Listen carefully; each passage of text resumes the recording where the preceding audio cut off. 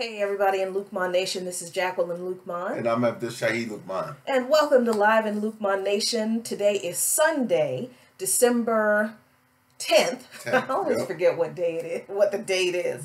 And there's been so much stuff. There's always a lot of stuff going on. Always. We say that every week. There's so much stuff going on in the world. And we wish that human beings could get to a point in the evolution of human history where we're not mucking stuff up, but we just can't seem to help ourselves.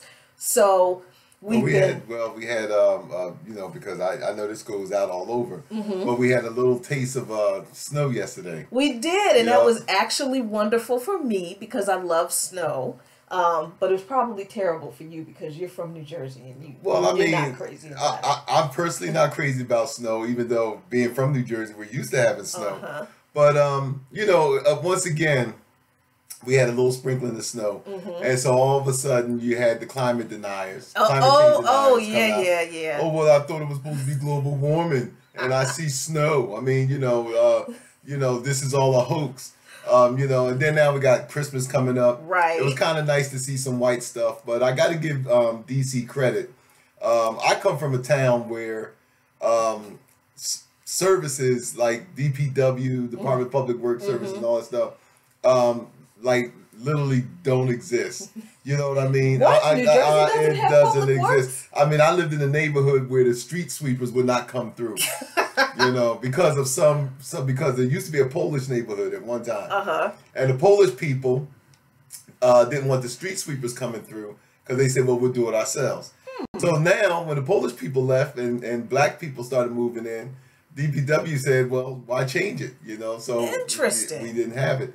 Wow. But anyway, it was nice to see that even though the snow, you know, the little bit of snowfall that we had was really kind of like really minor compared to what we had in the past. Yeah. But it was good to see that DC DPW was out with the plows and the salt into the roads and stuff. And so I got to give DC credit for that. So you know, but anyway, here we are. Yeah, and you guys, we're going to give you a couple of minutes to gather your things, invite some people, share this video. Right at the top, I like the way we did this last time. Right at the top, because you know I always forget. Share this video right now. Follow us on YouTube. Follow us on Twitter.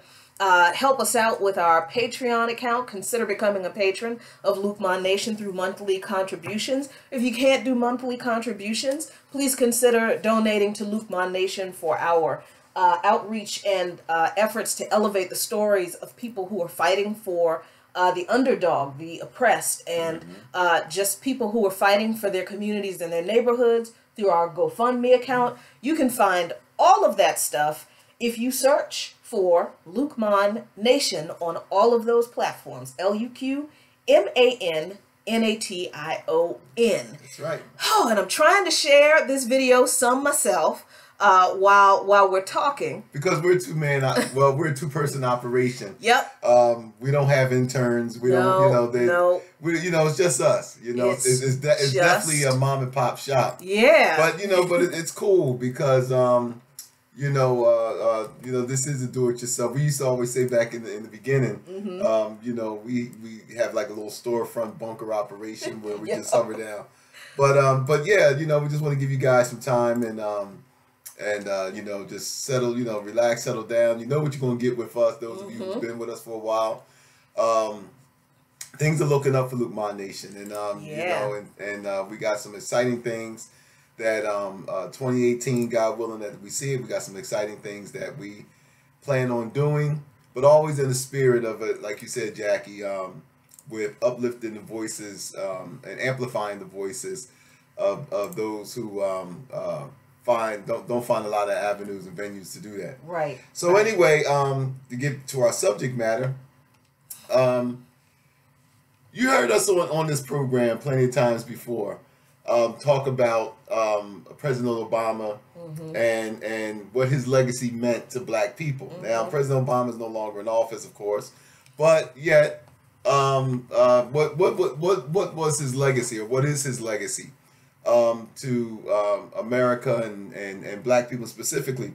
And I have to mention black people specifically because on this show, this is what we do. Right. You know, we've already said that we can't. You know, there's America and then there's black people. Right. There's the American economy and then there's black people. Right. There's social justice and then there's black people. You know, so you get where we're coming from is the fact that even though we're all in the same country, and we're all by birth Americans, most of us are, the fact that the dynamics, the political, economic, social dynamics in this country is not the same for us. Exactly, and that's not something that we just came up with here in Luqman Nation.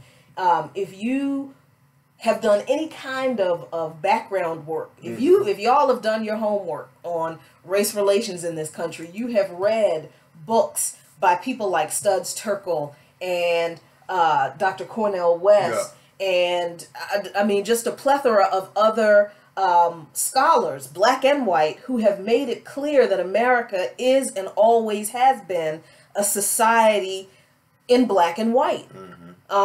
Because it was set up that way, and it's never not been that. And the economics of this society have proven to remain true. Right.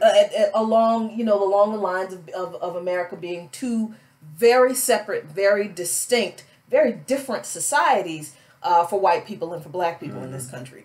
And a lot of people believed that with the election of President Obama, and that would change, right? A lot of people believe that Obama being elected president, that President Barack Obama, because people get mad if you don't say his whole name and title, but just for transparency, I call all of the presidents by their last name. I almost never use president, so I'm not being disrespectful to him. But people really did believe that with the election of Obama, that things would change in this country. He campaigned on hope and change, right? The change we can believe in, not that he was the change we could believe in, but too many people took it that way. Right. And even though I will fully and readily admit I voted for him the first time, I voted for him twice. Well, actually... Yeah, he ran twice. Who did I vote for the second? I didn't vote for Obama the second time, but I didn't vote for McCain either. Right. I can't remember who I wrote in. I wrote in someone. It was probably the dog. But, I mean, that's how disgusted I was. Yeah, sue me, whatever. But even as I voted for him the first time, I recognized the historic... the historic impact of his presidency. And he said some good things that I hoped that he would do, but I also knew at that point that, I mean, he was going to disappoint because he's a person and all people disappoint. He was a politician and all politicians campaign on one thing and they govern another way.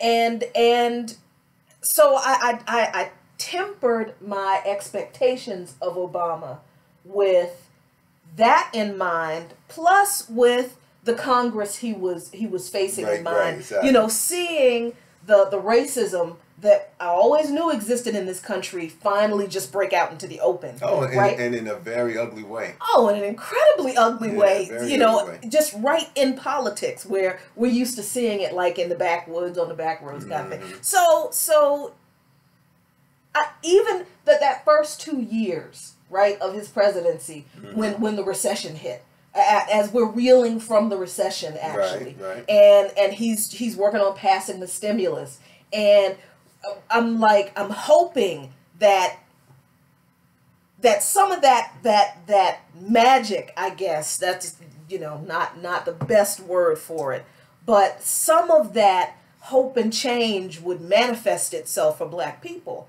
who I saw being impacted much more deeply by the recession than other groups of people. This is not to say, because I know somebody's going to hear that and go, well, white people suffered too. Absolutely true. But the report that we're going to talk about tonight explains why it was around the second year of Obama's presidency definitely like the third of his first presidency, that I was pretty much done with the hope and change, because I saw that the remedies that he came up with, that the Democrats